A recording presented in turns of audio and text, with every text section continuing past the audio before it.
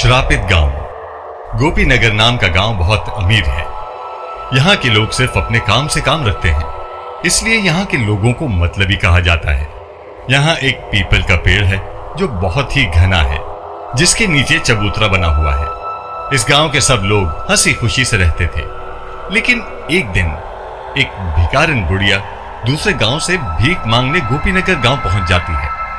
वो मोहन के दरवाजे पर जाती है और भीख मांगती है। बेटा कुछ खाना दे दो, भूख लगी है।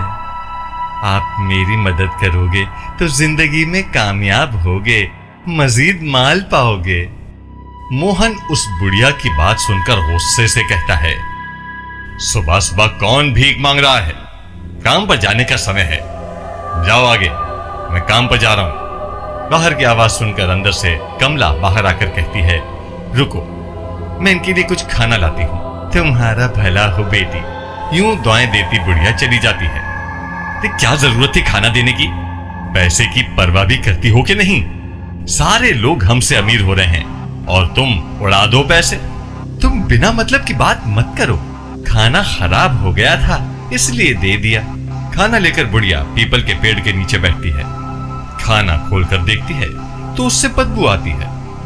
गौर से देखा तो उसमें फंजाई लग चुका था। खाना देखकर गरीब बुढ़िया खाना फेंक देती है और दूसरे घरों में भीख मांगने जाती है। उसकी नजर शीला नामी औरत पर पड़ती है तो वो बुढ़िया उस शीला नामी औरत से कहती है, भला हो बेटी तुम्हारा, मुझ गरीब को कुछ खाना दो और गंदा खाना मत देना, मैं पहले ही बीमार हूं। अगर गंदा और खराब खाना खाऊंगी तो मजीद बीमार हो जाऊंगी। हाँ, एक तो भीख मांगती है और ऊपर से फरमाइशें देखो मैडम की। जाओ, नहीं मेरे पास, तुम्हें देने को कुछ नहीं है। शीला नामी लड़की ने बुढ़िया को जलील करके भगा दिया। गरीब बुढ़िया वहां से दूसरे घरों में खाना मांगने चली गई। एक आदमी ने थोड़ा सा खाना दे दिया।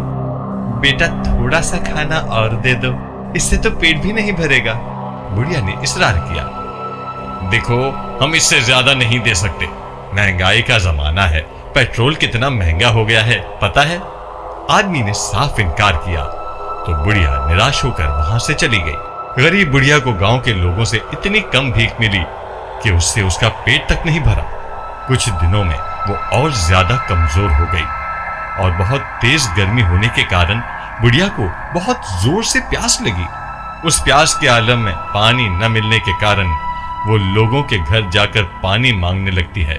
लेकिन वहां के लोग इतने मतलबी होते हैं कि गरीब बुढ़िया को पानी तक नहीं देते।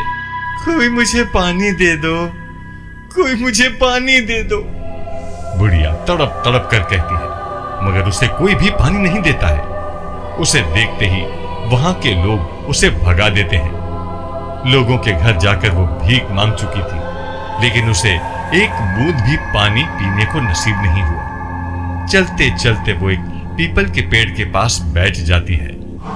कुछ देर बाद बीमारी और पानी न मिलने के कारण बुढ़िया की मौत हो जाती है। बुढ़िया की मौत होने के बाद वहां अजीब अजीब से हादसात होना शुरू हो जाते हैं। जब रात को लोग सो रहे होते हैं तो आधी रात को एक औरत की जोर से रोने की आवाज सुनाई देती है। ये आवाज इतनी तेज होती है कि पूरे गांव को सुनाई देती है। रोने की आवाज के साथ साथ चिल्लाने की आवाजें भी आने लगती हैं, जिससे लोग और ज्यादा डरने लगते हैं। इन सब से परेशान होकर गांव के लोगों ने मीटिंग बुलाई। सब लोग उसी पीपल के पेड़ के नीचे इकट्ठा हुए। गांव वालों, ये क्या हो रहा है? गांव में रोज रात को औरत के रोने और चिल्लाने की आवाज आती है, एक आदमी ने कहा। जिसके जवाब में एक औरत बोली, इसका क्या हल है? मेरे बच्चे रोज डरते हैं। इसका हल है कि हम सब अपने अपने घरों में अपने लिए हिफाजती बंद बांधने का इंतजाम करें। हो सकता है कि ये आवाज हमें तकलीफें देना बंद कर दे या इस आवाज से हमें फर्क न पड़े। सब गांव वाले राजी होकर घरों में चले गए। लेकिन एक दिन मोहन उस पीपल के पेड़ के नीचे से जा रहा था। उसकी कार खराब हो गई। पीपल के पेड़ के नीचे से जो गुजरता था उसकी तबीयत खराब हो जाती थी और उसे तेज बुखार हो जाता था। कभी हंसने की आवाज, कभी रोने की और कभी बात करने की आवाज आती थी। ये सब लोगों के अंदर के डर को मजीद हवा दे रहे थे। एक दिन अचानक पीपल के दरख्त के पास रहने वाला राहुल कुछ दिनों से गायब हो गया। काफी दिनों तक वो लापता रहा। फिर एक दिन उसका शरीर पीपल के पेड़ के नीचे से मिलता है। इस हादसे ने गांव वालों को मजीद डरा दिया था। कोई भी शाम होने के बाद घर से बाहर नहीं निकलेगा। गांव के सब लोग अपने अपने घर का दरवाजा बंद रखेंगे ताकि कोई गायब न हो जाए। और उस पीपल के पेड़ के नीचे भूल कर भी मत जाना, चुड़ैल रहती है उस पर, कुछ भी हो सकता है। शीला अपने बच्चों को समझाने लगी। नहीं, हम लोग कहीं नहीं जाएंगे। बच्चे चादर ओढ़कर सो जाते हैं। पूरे गांव के लोग बहुत डरे हुए हैं। कोई भी घर से बाहर नहीं निकलता था। पूरे गांव में खौफ का बसेरा होता है। मोहन और गांव के कुछ लोग एक बाबा के पास जाते हैं जो भूत प्रीत को काबू करना जानते थे। गांव वाले उससे पूछते हैं कि हम लोग एक बुढ़िया को भीख न देने के कारण परेशान हैं। वो भूख और बीमारी से मर गई। ये जो सब हो रहा है इसमें तुम गांव वालों की गलती है। तुम लोगों ने एक गरीब और बीमार बुढ़िया को अपने लालच और बेरहमी से मार डाला। तुम लोग क्या उसे 2 रोटियां भी नहीं दे सकते थे जिससे वो अपनी भूख मिटाती? अब वो तुम सबसे अपना बदला लेगी। ये सुनकर गांव वाले बहुत डर जाते हैं और पूछते हैं, क्या इसका कोई हल नहीं है बाबा जी? है एक हल। बाकायदा चिल्ला काट कर उसे बुलाया जा सकता है। उससे माफी मांग लो, तब शायद कुछ हो सकता है। हम सब तैयार हैं, गांव के सरपंच ने कहा। हाँ, हम सब तैयार हैं।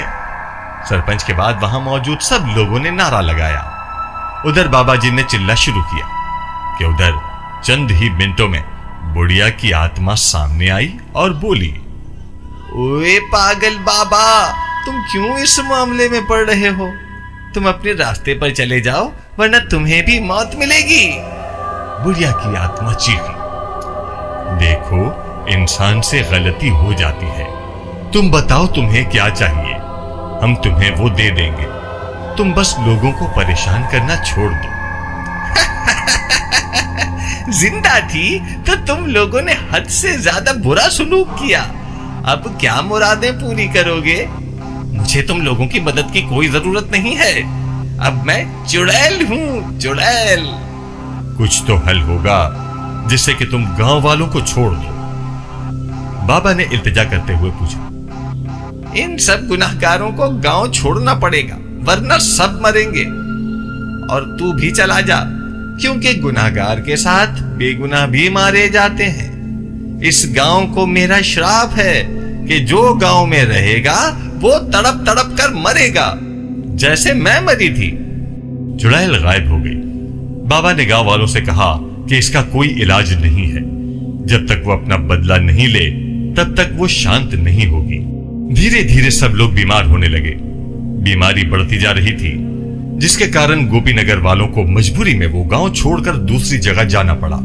लोगों को एक गलती के कारण अपना घर, अपनी जमीन, जायदाद और सब छोड़कर जाना पड़ा।